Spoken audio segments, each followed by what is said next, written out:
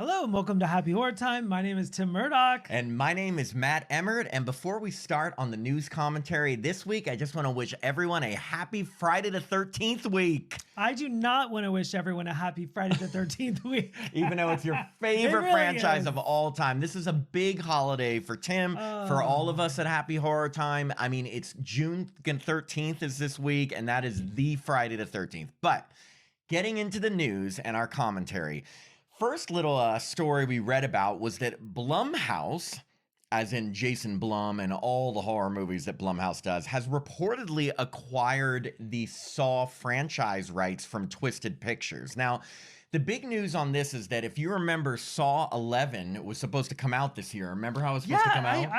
We saw Saw 10 and I was like, how's this going to wrap up? And Saw 10 was actually good. I loved it. And then we were looking forward to Saw 11. It was supposed to come out this September. And then about a month ago or something, it was just like, bam, it was gone. It was pulled from the release schedule. It was just canceled.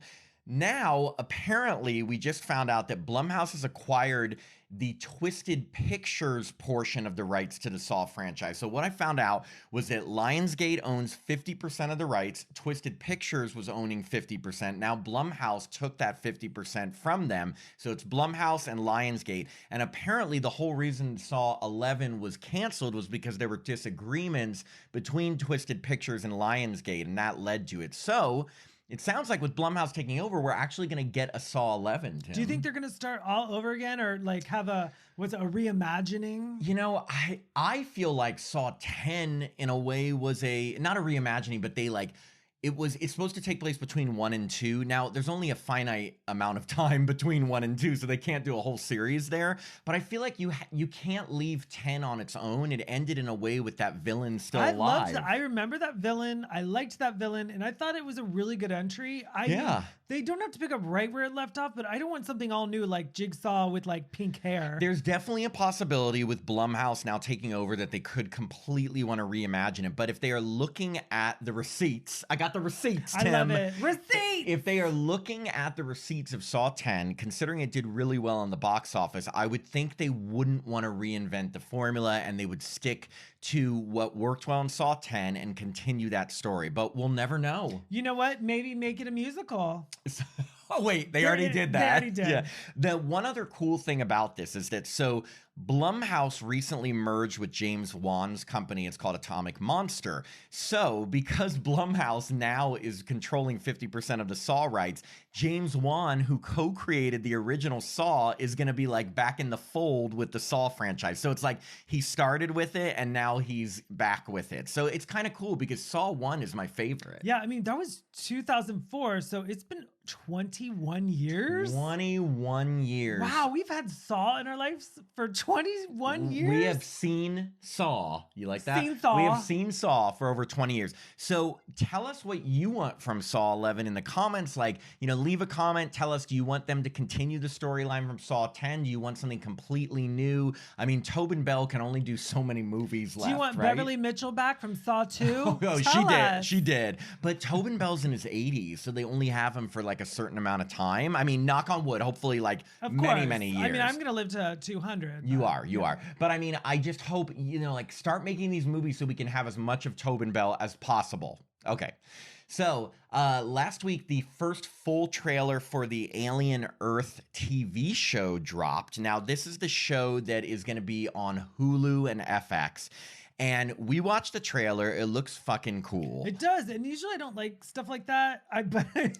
Stuff like that. Those aliens. They're gay. Yeah, those effeminate xenomorphs. Right, not into that. No. But it looks like it has a budget. So. Oh, yeah. It's, So apparently it takes place on Earth in the year 2120, which sadly is that's not even that far away anymore. That's less than 100 years away. I know, I can see the gears going. Yeah, I'm like 1, 2, 3, 4, 5, 6, 7, 8, 9, 10. 11, 12. So it takes place before the events of the original Alien film. But here's my issue with that, is that if aliens do come to Earth before the original Alien, then wouldn't the people on that ship, Nostromo, Sigourney Weaver, wouldn't they already be familiar with what a xenomorph was? Yes, there's some plot holes. Okay, but either way, This trailer is really cool. It starts with a girl that's apparently transporting her consciousness from her human body into a synthetic body. And for me, with all the AI shit going on today, it felt really real. If you could pick a body, who would you pick? I would pick The Rock. That's where my mind The is. Rock? No, he's too much. I would want someone who's just maybe like in his 20s, cut 20, but like I'll take Jacob Elordi's body. Oh yeah, yeah. I don't need The Rock. The Rock's humongous. You want to be like a monster? There's no such thing as too much man. Okay. Anyway, so we have like a synthetic people which definitely makes sense with the Alien movies because there were synthetic robots in Alien and Aliens. And then like they have a spaceship that crash lands on Earth, and they say that they had uncovered like these unidentified life forms from the spaceship, and that some of them have gotten out. But the cool thing about this is that the xenomorph is only one of the life forms on the ship. Apparently there's like multiple different monsters are going to be part of this Alien Earth series. It's a TV series. They gotta fill. Is it an hour a week? I mean, I'm sure it's going to be, but get this. So the official synopsis reads, when a mysterious space vessel crash lands on Earth, a young woman and a ragtag group of tactical soldiers make a fateful discovery that puts them face to face with the planet's greatest threat. Very vague.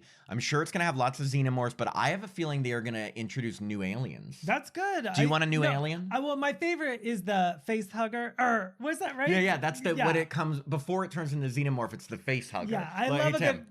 Are you gonna touch my face? Yeah. And then I don't want to break out. And then you're eating Chinese food the next day, and you go, and it comes out your chest. Yeah, right. Was that a good alien one? Yeah, I was gonna copy it, but I was like, you know what, Matt did it so good. Oh, thank you. It was good. Anyway, it comes out on August 12th on FX and Hulu. We will definitely be watching. And get this, they released the cast list. I feel bad because I didn't recognize any of the names except Scream 2's own Timothy Olyphant. Yeah, I know where you're going with that. Yes. You mean Mickey? Mickey. You know, my motive is in the 90s as Mickey's, but... Well, speaking of 90s, do you remember the movie Drop Dead Fred? Yes. Okay, remember when she said Mickey fought pants? No. Okay. Anyone Drop Dead Fred? Leave in the comments. Hey, you a Drop Dead Fred fan? Drop Dead Fred friend. Anyway, Timothy Olyphant is in the new Alien series. Olyphant. Olyphant. Olympia Dukakis. Timothy Olympia Dukakis is in the series. Okay, moving on. Okay, so this was a cool piece of news. Apparently there has been a fight over the rights, or sorry, not the rights, but who is going to be taking over the Texas Chainsaw Massacre franchise and doing the new latest installment. Apparently, Deadline reported that there's anywhere from 5 to 8 studios and or streamers are vying for the rights to Texas Chainsaw Massacre, including Jordan Peele and his own Monkey Paw Productions, Osgood Perkins, and Taylor Sheridan, who's the creator of Yellowstone. So they're all bidding to try to do the net. Taylor Swift. No. Yes. She's going to write a song about the Texas Chainsaw Massacre. She's like, very creative. She's like, you know what? We've got bad blood. Yeah. Just shake it off. Yeah. Yeah. You know, I've got a blank space.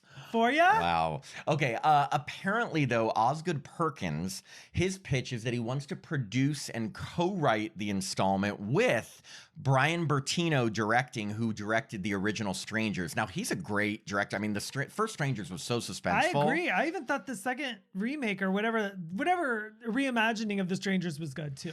Apparently, there was another pitch for it to be a TV series, which would involve, get this, Glenn Powell, but they said not starring in it. So if Glenn Powell's involved but not acting in it, what's he doing, producing? I mean, driving by in a truck and saying, "Hey, I'm Glenn Powell," and like wearing a tight shirt and looking hot. Like, yeah. I mean, I would watch it. If you're Glenn Powell, wouldn't you want to act in the next? Wouldn't you want to be Leatherface? Well, no, he's too hot to be That's Leatherface. True. Don't cover up that face. Yeah. But so the last movie in the franchise was Netflix's Texas Chainsaw Massacre in 2022, which was kind of like a direct sequel to the original. Now, it got a lot of hate online, but I remember liking it. We both liked it. Yeah. Well, I mean, it wasn't like we weren't like, oh my God, it's the greatest. Yeah. We weren't saying like, move over, Oscars. Yeah, over Oscars.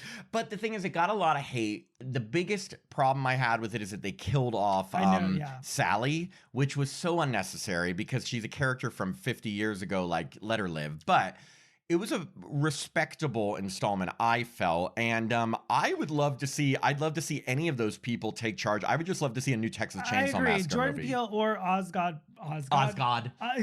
Yes, we are doing a field great. day. Hey, let's talk about Timothy Olyphant. Yeah, I love Elephant. Leave Olympia Dukakis' son out of this. It also sounded like I said elephant with it. I know, okay. I liked it. So we got some more. So there's been news coming out slowly about the Carrie TV series. We've even talked about it here. The one that's going to hit Amazon, the one that is being created by Mike Flanagan, who has done all these amazing horror TV shows, like The Haunting of Hill House, The Fall of the House of Usher, Midnight Mass, blah, blah, blah, blah. Anyway, he was quoted in an article talking about how the series came to be. Apparently, Amazon first went to him, and at first he thought, it's been done before, but then he came up with an idea, and he took it to Stephen King, and Stephen King said, quote, "Leave her alone. She's been through enough." That's what he said about Carrie. But Mike Flanagan's like, no, wait. Let me explain how I'm going to make it fresh. And apparently that got Stephen King on board because Flanagan said I would not have done the series if Stephen King wasn't on board. What is Mike Flanagan's most famous film?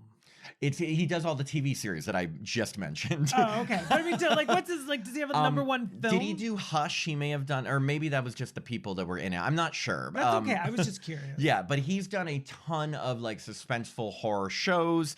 And so he's known for all of that. Did you see the NBC 2002 Carrie version? Yes, I did. You mean where she survived and is going on a road trip at the end? Yeah, that was ridiculous. That was fun. Yeah. Anyway, so what he explained is he didn't give a lot of details on how he's going to make it fresh, but what he did say is that he really wants to examine how the extent of bullying and just how people are bullied has changed since the original Carrie, because obviously nowadays there's social media, there's cell phones, and you can bully people basically anonymously. You can post anything online versus back then in the 70s, you just had to go to someone's face. Plug it up. Exactly. And so he said this was his quote, and I think this could be cool. He said, "Carrie White in the locker room in every iteration is a horrifying scene. Carrie White in the locker room when people have phones in their hands is a whole different thing." And I was thinking, oh my God, how embarrassing if they're filming her. Oh my gosh, getting her period. I don't want to be filmed doing anything. Yeah, so, and they've also released the full cast list. Remember how we had heard that Matthew Lillard was in it? And we were like, I bet he could play the principal. Well, guess who he's playing? Principal Grail. Did I predict that? We did. Well, I want to take full credit. No.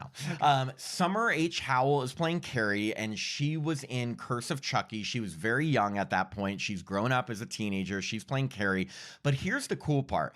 Samantha Sloan, of course, I'm not pronouncing it right. It's okay, we're on a roll. Okay, she played this crazy, villainous religious woman in the TV show that Mike Flanagan did called Midnight Mass, and she's playing Margaret White. And I know you didn't see Midnight Mass, I did, and her character was so like Margaret White that it's such a perfect casting choice. She was terrifying because she's this religious woman who just becomes nuts, and that's exactly what Margaret White is, So I'm excited about her. And should I watch Midnight Mass? I thought it was interesting. Did I absolutely love it? No, but it's I thought it was one of the better series that he's done. I definitely think that you'd be into that more than Fall of the House of Usher. Oh, I don't even like the title. You you just want to listen to some Usher music. Yeah, I love Usher. Yeah, so we're excited about the Carrie series. The thing is, there's no release date for that yet or anything. Okay, moving on. Apparently, there have been some new comments from David Arquette about Dewey's death in Scream 5. So we saw a post from the user Brittany Vinyl on X, and it was a few days ago, and it mentioned how David Arquette was on Chris Jericho's podcast. It's called Talk is Jericho.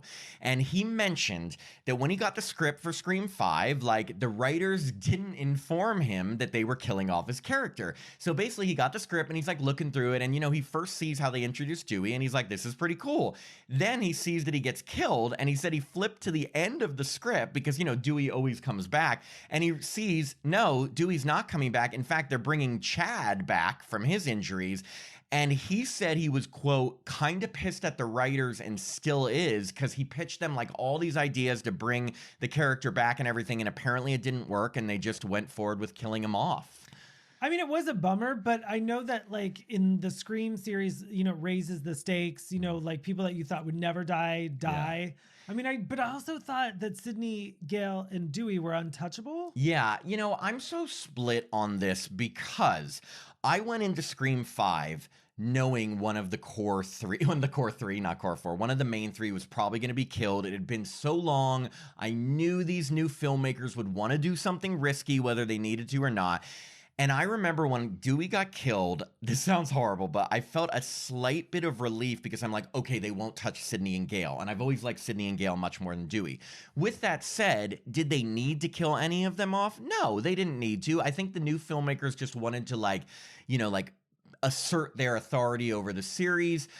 Make their mark. Yeah, make their mark. And it's unfortunate because these are characters that people like us grew to love for like decades, and they just disposed of one of them. I mean, as a soap opera fan, there's ways to bring back Dewey. He could have a long lost twin that lives in Iowa. Yeah, but Scream's not going to be that cheesy. They're not, but one can dream. Long lost twin. Yeah, but at the same time, I remember our interview with Kevin Williamson, and even he said that he thought it was great that they killed Dewey off because it was, again, it rose the stakes, and he thought it was, you know, people wouldn't see it coming. The funny thing is that we did see it coming because we were expecting them to do something like this. What I don't like hearing is that it doesn't sound like the writers were willing to listen to his alternate approaches to a character he had built and created for decades. So it's unfortunate, and it does suck that we aren't going to have any more Dewey, but like, I don't know. What are you going to do? We'll always have Dewey because he was in 5 films, right? That is true. That is true. And the 30th anniversary is coming up, so he is fine. He's fine. Well, I mean, yeah, he'll be doing conventions forever.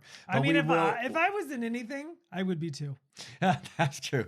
Okay, and our last piece of news is we saw a trailer for like a completely bonkers new creature feature that we had to talk about because it's so crazy that it actually looks really fun. I love the title. It's called ICK. Yeah. As in when you say, ew, I got the ick, but it stands for something. It's an acronym for something. I don't remember what it was, but basically it's supposed to be like a creature feature that's kind of like the 80s creature features like Night of the Creeps or The Blob or Ghoulies. Even though Blob 1988 was a remake from Blob 1950 something. Yeah, but it's supposed to evoke the feeling of the 80s creature features. It stars Brandon Routh, as in he was Superman in 2008, as a high school science teacher who's still pining for his high school girlfriend, who's played by Mina Suvari. I love her too. From American Beauty. But here's the thing. And Carrie to the Rage. Oh, you mean she's in the opening, right? Yeah. Doesn't she kill herself? She jumps off a building. Oh, great part.